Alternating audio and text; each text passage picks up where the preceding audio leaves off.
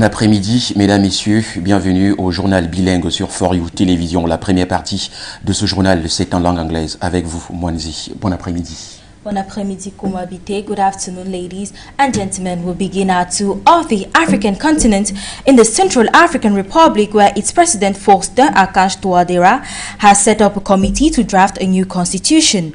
This new committee was created on August 26th and will see to it the amendment of its present constitution. Few weeks back, many nationals of this nation answered a yes to a change in the present constitution. Moving on to Tunisia, African heads of state and a Japanese delegation have met in the Tunisian capital Tunis for talks on promoting African-led development. On the agenda of the talks are probable measures which could counter China's influence on the African continent. Tunisia's President Kais Saied welcomed the leaders, while Japanese Prime Minister Fumio Kishida, who was tested positive for COVID-19, attended the conference via a video link chaired by African Union leader Macky Sall and attended by 30 other heads of state. Still in North Africa, a historical drought in Morocco has led to more and more restrictions regarding water usage. Since the beginning of August, the cleaning of cars with potable water is prohibited in the country. Moni Manu completes the story. The water scarcity threshold of 1,700 cubic meters per capita per year, according to the World Health Organization, Morocco is now rationing water. In the 1960s, water availability was 4 times higher at 2,600 cubic meters. In Casablanca, the authorities are tightening controls on car washing stations, pushing many to close. The only exception for the moment are establishments that use water from wells. Faced with this situation, dry cleaning has become a priority, an alternative that offers companies dealing in this great opportunities. The concept of e-wash is to democratize the washing without water thanks to professional products that we use today. Technically, we use a little water because some of them are mixed with water, but we save an average of 150 liters per wash. One e-wash consumption is about 35 centiliters of water. In terms of image, it is the small bottle of water that we give with the coffee. This is on a big consumption, like a big 4x4. That's the amount of water we use for a classic car wash. And sometimes we wash about 400 cars. An ecological solution that many say is also very economical. The demand for this type of washing is starting to grow for many Moroccans, particularly as the water risk gets extreme. This is my 6th experience of washing my car without water, and I'm always satisfied with the result. With our current water crisis, I suggest that everyone do the same. In addition to developing a service that meets the climate challenges, the startup eWash says it has the ambition to expand throughout Morocco and even elsewhere, including Senegal. A July World Bank report on the Moroccan economy said the decrease in the availability of renewable water resources put the country in a situation of structural water stress. Now in West Africa, abductions in Africa's most populous nation, Nigeria, comes under scrutiny as the country in the past years has recorded a higher number of abductions than many other African countries. The following report sheds more light on this malpractice. Kidnapping in Africa's most populous nation, Nigeria, is gradually becoming a normal phenomenon as recently there has been so many cases of kidnappings. A recent one being the kidnap of 4 Catholic nuns on a highway in Imo State found in the southeast of Nigeria. Another glaring example being the Chibok girls' co-kidnappings of 2014, where 276 female students, mostly Christians, aged 16 to 18, were kidnapped by the Islamic terrorist group Boko Haram from the government girls' secondary school at the town of Chibok in Borno State. Nigeria ranks among the kidnapping hotspots of the world. According to figures posted online, over 3,000 persons were kidnapped in Nigeria in the first half of 2021 alone. The figure for January 2022 alone has been reported at 571. Nevertheless, Nigeria's Senate passed a bill on May 4, 2022, imposing jail terms of at least 15 years for anyone paying a ransom to free someone who has been kidnapped. The bill also made mention that abducting an individual is punishable by death in cases where the victim lost their life. Even with this law passed by lawmakers in Nigeria, kidnappings is still very much alive with cases recorded on weekly basis. To this very end, frustrating the situation is as Nigerians turn to the heavens for divine intervention and for mercy.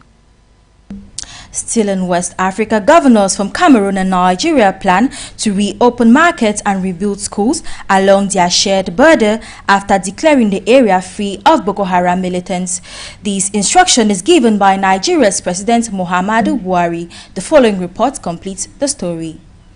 Governors from Cameroon and Nigeria will reopen border markets and rebuild schools in towns and villages where Boko Haram has been defeated. Borno State Governor Babagana said they are doing everything possible to ensure that the Banki market is re-established. The bringing of cattle from the Republic of Chad to Cameroon to Nigeria had stopped. My humble self and the governor will go and reopen the cattle route from Gambaguru-Ngala. It will improve the economy of Nigeria and improve the economy of Cameroon. By September, we shall be going to Chad and Niger to see how we can improve on our bilateral relationships, he added. Babagana spoke by a messaging app from Maiduguri, capital of Nigeria's Borno State, on Thursday after meeting a delegation led by Mijiyawa Bakari, governor of Cameroon's far north region. He said the Gambaguru-Ngala cattle market, which is the largest in northeast Nigeria, was shut down in May 2014 after Boko Haram fighters massacred 300 civilians and abducted 200 people. The market is near Nigeria's border with Cameroon. Bakari, who is also chairman of the Lake Chad Basin Governors Forum, says he was asked by Cameroon's President Paul Biya to visit border localities where Boko Haram has been eliminated.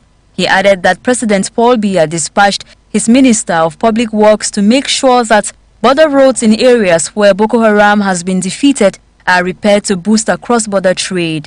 He said the Banki market is among several dozen near the Cameroon-Nigeria border that wants to collectively reopen, and that the border markets and schools that were destroyed by Boko Haram will be reopened before December. He added that he had fruitful meetings this week in Nigeria with the governor of Yobe and Borno states. Both states say Boko Haram attacks have been greatly reduced and people can resume their activities. Cameroon says peace has also returned to a majority of its northern border with Nigeria. In June, the multinational joint task force of the Lake Chad Basin Commission said its troops from Nigeria, Niger, Cameroon and Chad killed more than 800 jihadists in about 2 months of fighting on the Cameroon-Nigeria border. The task force was constituted in 2015 to fight Boko Haram and its rival, the Islamic State, in West Africa province, ISWAP. Cameroon and Nigeria say there is an increase in the number of Boko Haram militants surrendering at disarmament centers since May of 2021, when Abubakar Sheko, leader of the Islamist group, was declared killed. Now in the Horn of Africa, the international community has raised concerns over the resumption of the civil unrest in Ethiopia between its army and the Tigray rebels. The restarting of these fights ended a 5-month truce in the northern part of the country where the situation remains uncertain. Moni Manu comes up once more to complete the story. Neither the Ethiopian government nor the Tigray rebel authorities, who accused each other of having triggered the new clashes, have given any information of whether or not the fighting will continue, and neither has responded to AFP's questions for the time being. In a statement on Wednesday, rebel authorities in Tigray said only that government forces had failed to break lines of defense. The fighting, which broke out Wednesday in areas of the Amhara and Afar regions around the southeastern tip of Tigray, does not appear to have spread. But the return of violence has the international community worried that the conflict will resume on a large scale, and the slim hopes raised in June by prospects for negotiations that never materialized will be dashed. The 21-month conflict has left several thousand people dead, more than 2 million displaced, and hundreds of thousands of Ethiopians living in near starvation conditions, according to the United Nations. The information on a resumption of the conflict in northern Ethiopia darkens the prospects for peace, according to the head of the diplomacy of the European Union, Joseph Borrell. calling on all parties to defuse the situation before it degenerates again into a full-fledged war. U.S. Secretary of State Antony Blinken has called on both sides to bring a definitive end to the conflict, recalling that the resumption of the fighting endangered the truce reached at the end of March, which has reduced violence and saved lives. On Thursday, Ethiopian Deputy Prime Minister and Foreign Minister Demeke Mekonnen reiterated at a meeting with diplomats that the government is ready to defend the territorial integrity and sovereignty of the nation. But it is also determined to use peaceful means to end the conflict and work with humanitarian organizations to alleviate unnecessary suffering, accusing the rebels of continuing to use humanitarian supplies meant to support civilians for military purposes while failing to recognize the government's peace measures. Since the end of June, the Ethiopian government and the Tigrayan rebels have repeatedly stated their willingness to enter into peace negotiations but continue to disagree on the modalities, and in recent days they have accused each other of preparing for war. The federal government wants immediate talks without preconditions under the auspices of the African Union. The rebels are demanding the restoration of electricity, telecommunications and banking services to Tigray and rejecting the mediation of the African Union High Representative Olusegun Obasanjo. Ladies and gentlemen, that was the first segment of this newscast with me, Mwanze Njoyogo. The second segment in the French language is with you, Kumabite. Mesdames, Messieurs, merci de nous retrouver sur For You Télévision. En République centrafricaine, un comité chargé de rédiger un projet de constitution a été créé en Centrafrique selon un décret signé le vendredi 26 août 2022 par le président Faustin Archange Touadéra. Réélu en décembre 2020, la nouvelle constitution lui permettrait de briguer un troisième mandat. Depuis plusieurs mois, les Centrafricains organisent des manifestations en faveur d'une modification de la loi fondamentale. Le 13 août dernier, le chef de l'État, dans une adresse à la nation, disait entendre les préoccupations de ces citoyens qui réclament une nouvelle constitution. Toujours en République centrafricaine, les 130 derniers éléments qui assuraient donc la mission logistique française à la base militaire de l'aéroport Bangui-Pongo devront donc quitter leur quartier d'ici la fin d'année 2022. L'annonce devra être faite par le président français lors des prochaines conférences des ambassadeurs. Plus de précisions dans ce reportage que signe Faune Noir. L'information n'est pas encore officielle, certes, mais si l'on s'en tient au site d'information Africa Intelligence qui a publié celle-ci dans sa parution du 25 août 2022, la décision devrait être actée par l'annonce la semaine prochaine du président français Emmanuel Macron lors de la prochaine conférence des ambassadeurs et ambassadrices les 1er et 2 septembre 2022. Après 62 ans de collaboration, les derniers éléments de l'armée française qui assuraient encore la mission de logistique en terre centrafricaine devront quitter les lieux d'ici fin novembre. L'obtention de la fermeture ayant été faite au cours d'un conseil ministériel tenu cet été. Selon nos confrères d'Africa Intelligence, la raison de ce départ est la présence des troupes militaires russes sur le sol centrafricain. En effet, il faut dire que depuis l'arrivée des troupes militaires russes en RCA en 2018, la relation entre les militaires français et les autorités locales n'a cessé de se dégrader jusqu'au gel de la coopération en avril 2022 décidée par Paris. Soulignons toujours que, à cause de l'intervention russe, l'armée française a quitté définitivement la base malienne de Gao il y a quelques jours. Ce sont donc 130 éléments de la mission logistique qui devraient quitter l'aéroport de Bangui-Mpoko dans les prochains mois après 62 ans de collaboration. Tout a commencé à l'indépendance à l'ouverture d'une base aérienne française, laquelle sera fermée en 1965, mais n'interrompra pas la formation de l'armée centrafricaine par les militaires français, tels que le soulignent nos confrères. Le site d'information nous fait savoir qu'après l'influence relevée de la Libye à Bangui, l'opération Barracuda visant à destituer l'empereur Bokassa sera montée par Paris le 21 septembre 1979. Dès cet instant, on retrouvera près de 1500 soldats français dans les bases de Bangui et Boar jusqu'en 1998 et la professionnalisation de l'armée centrafricaine. En 2003, la présence militaire française est requise dans l'opération Boali en vue d'encadrer l'armée centrafricaine face à la montée en puissance des groupes armés au nord du pays, ce qui conduira à l'intervention française en 2007 avec l'opération Sangaris, dont l'action se fera ressentir en décembre 2013 au pic de la guerre civile. Sangaris va compter jusqu'à 2000 hommes de 2014 à 2015. En Angola, a annoncé de contester les résultats des élections qui donnent en tête le MPLA et son leader, le président angolais sortant, João Lorenzo, par l'un de ses responsables de la radio TSF. L'opposition, comme il y a 5 ans, ne se reconnaît pas dans les résultats publiés par la commission électorale. Le candidat de l'opposition a indiqué vendredi qu'il va contester les résultats préliminaires des élections législatives. Selon les derniers résultats officiels diffusés jeudi soir par la commission électorale après compte de plus de 97% de bulletins dépouillés, donne donc en tête 51,07%. Le MPLA, le mouvement pour la libération de l'Angola du régime sortant, contre 44,05% qu'enregistre jusqu'ici l'opposition.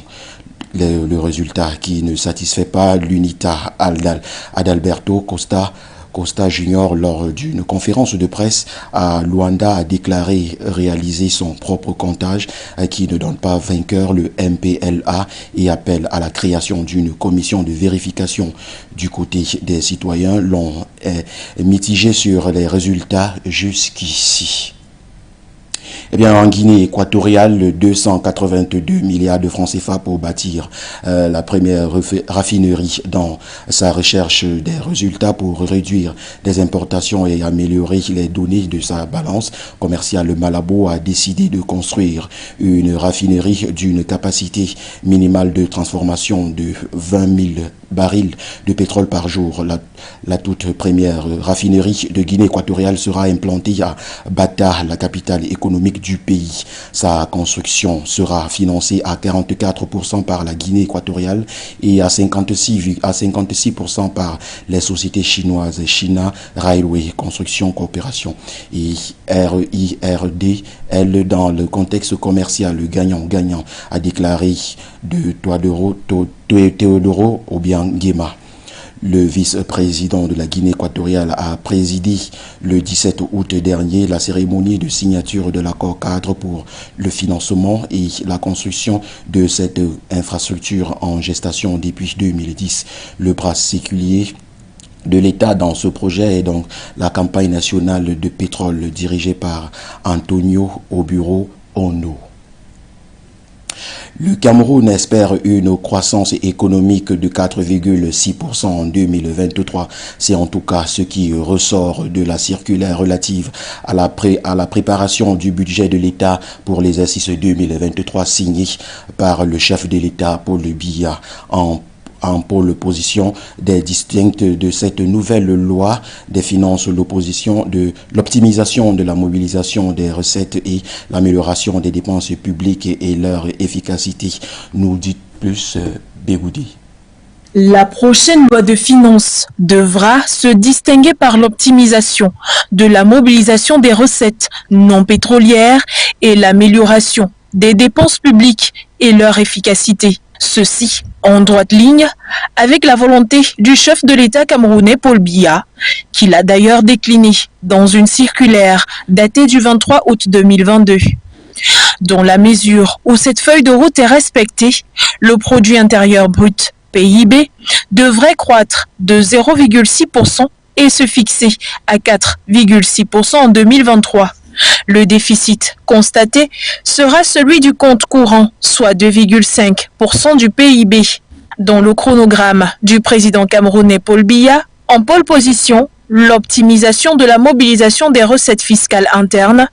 Pour ce faire, il faudra passer par l'élargissement de l'assiette fiscale, ainsi que la sécurisation du circuit des collectes des recettes et la lutte renforcée contre l'évasion fiscale. Le ministre des Finances et ses collaborateurs sont appelés à une parfaite transparence dans les prévisions budgétaires. Parmi les priorités de la feuille de route adoptée figure aussi la poursuite des actions de gestion prévisionnelle, des effectifs et des compétences, le contrôle et la sécurisation du fichier des ayants droit, ainsi que l'assainissement des prestations sociales liées à la solde.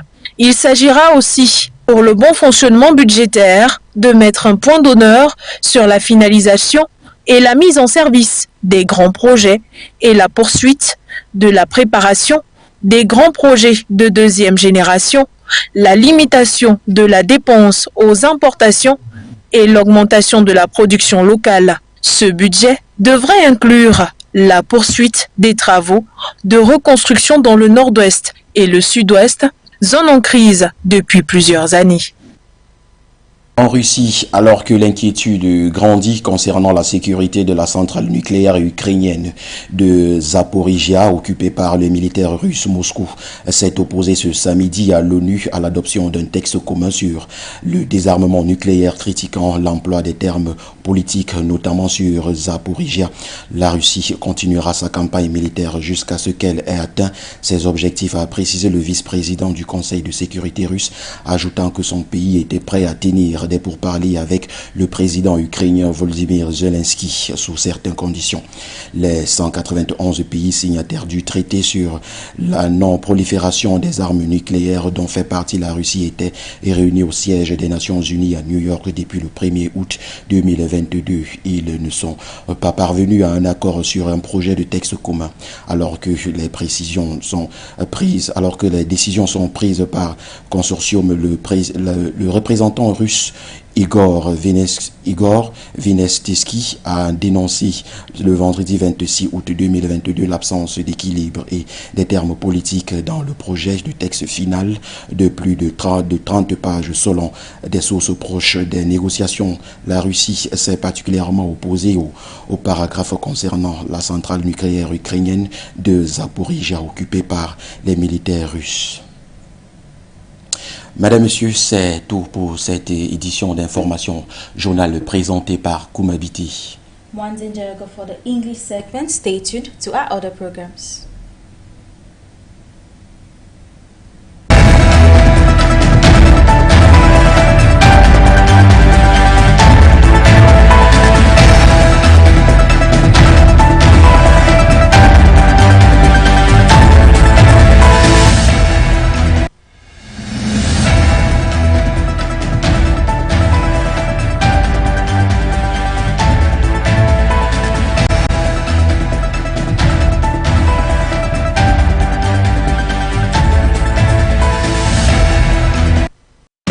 Votre